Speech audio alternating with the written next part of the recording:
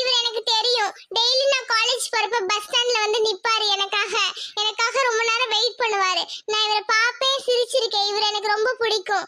காதலிக்கிறேன், ஆனா இன்னும் நான் அவர்கிட்ட சொல்லல.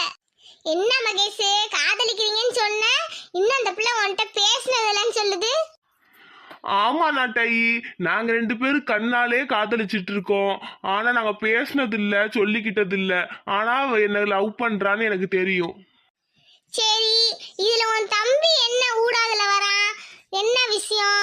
நாட்டாயிமா, அன்னைக்கு ஒரு நாள் சொப்னா போட்டோவை நான் வச்சு பார்த்துட்டு இருக்கும் போது அவன் என்கிட்ட வந்து சண்டை போட்டான். இது நான் லவ் பண்ற பொண்ணு, நீ எப்படி பாப்பன்னு. எனக்கு என்ன சொல்றதுனே தெரியல. அதான் இங்க உங்கள்கிட்ட கூட்டிட்டு வந்தேன்.